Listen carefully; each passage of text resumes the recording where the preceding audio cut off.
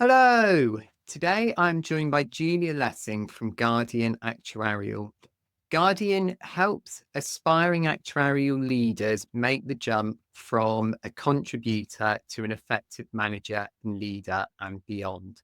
Julia is also the author of a book. It's called Aspiring Actuarial Leaders, The Modern Manager's Toolkit. I had the pleasure of reading a copy recently, and I think it is excellent. It's a great resource. I personally wish I had had it when I was first a manager. I think it would have done so much more to prepare me for when I became a department head. So let's meet Julia. Hi, Jeremy. Thanks for having me. Thanks for being on. It's great to see you today. I know you've recently released a book, so congratulations on that. And how does it feel? Oh, thank you. Yes, it's really exciting. It's the first book I've ever written, and I never expected to do that as an actuary. So it's an absolute buzz. And congratulations on the first birthday of your book, too. Nice to talk actuary and author to actuary and author. Absolutely. It is really good. So what was sort of made you want to write a book? What kind of Mm. kicked off that urge and how was it? Yeah, good question. I mean, I've always wanted to write a book. I've always loved books and loved reading. And I wasn't really sure what that would look like. But it just kind of evolved because I wrote the Guardian Actuarial Leadership Program back in 2021. And I've been delivering that program for a number of semesters. And ACTEX Learning in America approached me and they said, would you like to write a book? We might be your publisher. We publish actuarial textbooks. I got to know them a bit better, and I thought, yeah, this would be a great opportunity to be able to package that content into a standalone format so that everyone can access this information and help their actuarial careers. That must have been a super exciting moment though, being asked to write a book. Absolutely. Such an honor. Brilliant. Well, it's really good. I've read it. I thought it was brilliant. I've mentioned to you already, but I really do wish I'd had it when I was initially a manager. I found being a manager okay, but then when I became a department head for the first time, so I went from running a fairly small team to running a team of about 12 people in quite a sudden step, really. So going from having sort of close contact with a couple of analysts to managing managers, I found that a very difficult transition and I found it very, very hard. And I really wasn't prepared for it. And I don't think it went terribly well, if I'm honest. But eventually I learned how to do the job and moved on. But I do think your book would have really helped me. Oh, thank you. Yeah, and certainly your experience. I'm sorry to hear of that, but it's so common because we don't learn these skills as part of our actuarial training. Nobody teaches us how to do this. So we're great at our technical work. We often get promoted into those leadership roles, but no one's taught us that we actually need a whole new set of skills. No one's taught us how to do that. And so it can be a very challenging transition for many actuaries. Yeah. No, I definitely agree. So the first thing I wanted to ask you, Julia, is how did you get where you are today? Mm. Well, that's a really interesting question, Jeremy. How did I get to where I am today? I think it's probably a combination of a few things. Good preparation, having a strong network that I've built over the course of my career, ongoing lifelong learning, and following my interests, of course. Part of that's been learning to trust my gut instincts. But I've also faced a number of challenges, as most people do at some point. So, curiosity and courage have gone a long way to help me navigate those. And so, when adversity's hit or when interesting opportunities have arisen, I've dug deep, I've drawn on my strengths, and then I've felt the fear and done it anyway, so to speak. But there's probably been a few pivotal moments in my career. The first is probably a mindset pivot point. So, not sure about you, Jeremy, but I sort of grew up thinking that there were two kinds of people that were good at maths, like me, and people that were good at communication, like other Yeah. people. Well, no, I think that's fair. I think that's true. Yeah, yeah. I mean, I was good at math at school. No doubt you were too. I got good marks. I found it straightforward. It was right or wrong. But this whole communication piece felt like a very, abstract, nebulous kind of thing that you either were good at or you weren't. But the pivot point came for me when I was 22. I'd graduated with my actuarial degree. I had two small kids and I was training as a breastfeeding counsellor. And when they taught us to Yeah, they taught us to counsel mothers and they broke it down into a set of micro skills. And so for the first time ever, I saw a conversation or a response to someone to help somebody as actually a bit of a formula, with some structure and some sort of key, some flow to that, some key skills within that as well. It wasn't just totally winging it. Yeah. And I thought, wow, this is really powerful. I'm a logical thinker. I like formulae. And actually, I can apply that to communication skills as well. And Mm, that continued then probably 10 years after that. I was a crisis counsellor for Lifeline, which here is our crisis line that people can call. It's a free hotline. And it's the same kind of thing, handling all different sorts of callers coming through, being able to apply a formula and combining micro skills to be able to have a successful conversation no matter what was coming up. So that was quite a powerful shift in mindset for me. And so I was able to apply that in my work. But then when I was able to apply that to help others in their work, which is what happened around the time of the pandemic, and my actuarial consulting business was struggling because I couldn't leave the house. It was very hard to be a consultant when you can't leave the house. mm. Well, I was doing a lot of consulting to government at the time, and their priorities were, understandably around COVID and around keeping people safe. And so I needed to think differently about, okay, well, how will I feed my family? How will I keep this business going? And the opportunity arose to do more in the training and coaching space for actuaries. And so I was able to draw on those skills, my experience. I also trained as an executive coach, qualified as an executive coach, started running the Guardian Actuarial Leadership program, started doing more one-on-one coaching. Of course, Zoom became much more commonplace as well. So that opened up my geographical reach for my customers and was able to help people all around the world.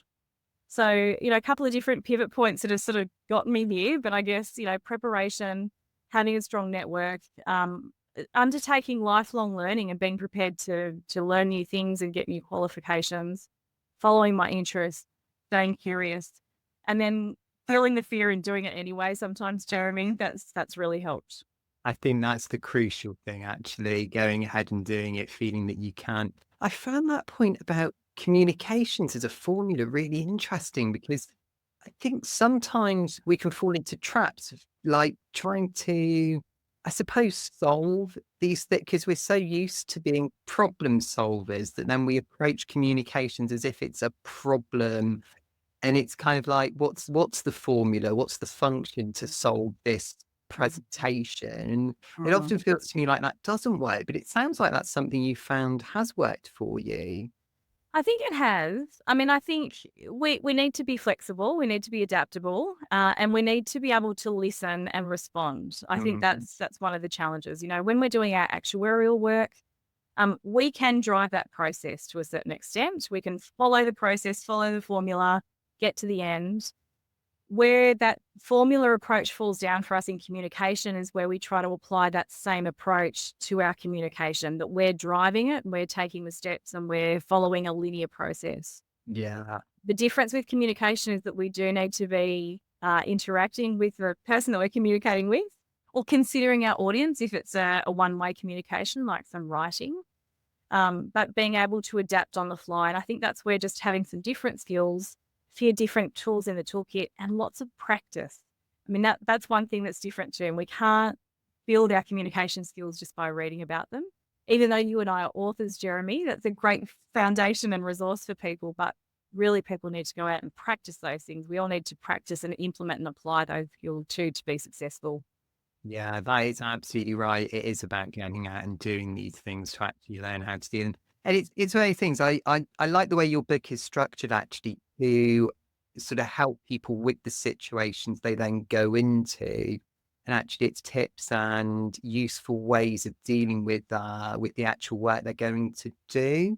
But as you say in the book and just now, quite rightly, you can't develop skills necessarily just from reading. You have to apply what's written to situations and then react, be natural, actually react to what's going on, listen to people and change your approach. And yeah, I think that's really, really valid point. Really good. Thank you. And Julia, how what would you describe as your mission then? What is it you want to? What is it you're doing? What is it you want to achieve? Yeah.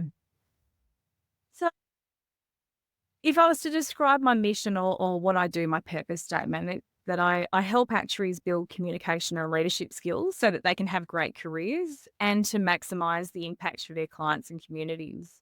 So that underpins all of the activities that I'm currently engaged in, and I've got a few different hats that I wear. So the first is I'm the head of lifelong learning here at the Australian Actuaries Institute, and so in that role, I'm responsible for expanding the offerings and delivering new offerings, lifelong learning offerings for those who have qualified or finished their formal studies, expanding some of the non-technical training that we're offering, creating opportunities for networking so that we can accelerate our careers and future-proof our careers. And I guess in the age of AI, also future-proof the profession to some extent.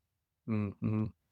So that's one, head of lifelong learning. The other one is, as I mentioned before, I'm a credentialed executive coach. So I help actuaries one-on-one with specific challenges that they're facing. I don't do a lot of remedial work. I work with high-performing actuaries. But sometimes actuaries need help making that transition to appointed actuary role or chief actuary role. Sometimes they need help making the transition, to a team leader role for the first time. As you described, your own path was not that easy. It's not that straightforward because no one teaches us how to do this. So having that one-on-one coach to help you through those unique challenges. Sometimes it's mid-career pivots as well. So building skills, but also just helping people navigate their own career. So I do that as a one-on-one executive coach, which I love. And I'm still running the Guardian Actuarial Leadership Program that I started back in 2021. And so that's a small cohort-based program where we're working through the book this semester. It used to be content that we'd hosted online, but this semester we're using the book as a textbook. But of course, it's not just about reading the chapters. It's about then applying what we've learnt. So it's a whole lot of exercises throughout, as you'd know, because you've read the book, and then reflecting on it as a group and coming together and sharing challenges. What's my experience? Or here's something I'm facing. What do others think? And getting some different perspectives from people can be such a valuable process. So yeah, still running that leadership program, which is awesome. So, and I guess the final piece is the book, which is making that content accessible to people everywhere in the world. I think that point about kind of developing together as a group's a really important one, actually, particularly Mm. knowing that other people are in the same position. I think culturally things have really improved in that way, and it's much easier to talk to other people if you are finding a particular thing difficult. And there are other people in similar circumstances that you can develop with. So I think that's Mm. really, really makes a big difference. What for you, Julia, is success when you're sort of working with your perhaps your new managers or even the more senior people? What for you is success? What makes you feel like, yes, I've done a good job here? That's a really interesting question. And it probably depends on the person I'm working with, because success for me is helping them achieve their goals. And those goals can be quite varied. So for some people, it might be feeling more confident to show up as a leader. For some, it might be securing a promotion to being a leader and they want to prepare for that and learn the skills they need to that.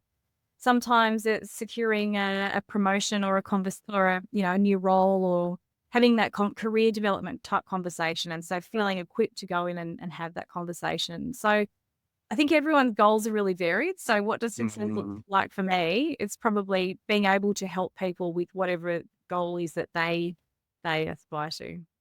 That's the key thing, that they then succeed in what they're trying to achieve. Yes. I Yes. think that's excellent. No, it's really good. That And brings me a lot of joy. what then would you say is your vision? What do you Mm. want the world to be like? Where are you heading towards? Mm. So my vision for the future is that actuaries can leverage their superpowers to make a difference in the world at all levels. And, we're smart, we are highly trained, we have a unique skill set to be able to make a difference in the world. But And we've talked about today, Jeremy, sometimes our impact's limited because we haven't been taught the skills we need to apply our superpowers effectively. And so a few examples, like even just knowing how to communicate the results of our work so that others understand them and can implement them. Quite often what we do, and you talked about presentations before and just sort of applying that formula. When we go through our actuarial work, it is a bit of a linear process. We get the data and then we, clean the data and we build a model and we create some results and maybe run some scenarios and then we sort of have the answer. A common pitfall for actuary when we're trying to communicate those results is that we want to take our audience on the journey. We want to tell them all about the Yeah. great stuff that we've done, Yeah. all the clever actuarial modeling and stuff that we've done. Usually they don't care. And No, I and don't. so we need to actually fast forward through to the answer and start with, we need to start with the so what. We kind of need to flip the script. So sometimes we apply a formula, but it's not quite the right formula for that scenario. That's an interesting one for me because I often find the communicating the uncertainty is somewhere where people fall down. And to some extent, it is done. Science communicators have a lot of uncertainty, and science have a lot of uncertainty. So there are people that do this successfully, but it often feels like we do go on that narrative that's about almost telling someone all the reasons why the results are not good, and then telling them the result. Yeah. So what's kind of your tips for people to handle that situation? Yeah, yeah. So my top tip is to know your audience. What is it that your audience needs to know? What are they trying to do with the results from your work? Because there's going to be a range of possible answers for the work that we do. There's not going to be one correct answer usually. We're often making predictions about a scenario, something that may happen, something that might happen in the future. So I think understanding where our audience is coming from and what they need, that's an important starting point for us to be able to craft and position our message. And I think once we've done that, often the details of it will kind of fall out of that. What's the one tip for people, for actuaries, for people like us to get out and be kind of useful in other kind of walks of life, other areas, companies, careers, and so on? Yeah. That's a big question, Jeremy. I think there's a few aspects to that. One is we need to just get comfortable describing what we do without using too much technical jargon. We also need to, as I was talking about before, communication is not just a one-way exercise. So we need to spend a lot of time listening. We need to engage with people from other professions and hear their perspectives and respect their perspectives as well. We all come from different backgrounds, different training. As actuaries, we kind of speak the same language, but other professionals have their own languages. So learning to understand those other languages, understand where they're coming from, and then being able to transform our dialogue and our vocabulary so that we can make that accessible and understandable for people who haven't had an actuarial background like we have. I think that can go a long way to bridging those gaps. Yeah, I think that's very true as well, definitely. Well, thank you very much, Julia, for being with me today. Is there anything you'd like to add? I don't think so. It's been a great conversation, but I think yeah, just to recap on my vision for the future, it would be that every actuary has access to high quality non-technical training to supplement their actuarial superpowers so they can maximize their impact and make a difference in the world. That would be a great vision, I think. That'd be a great world.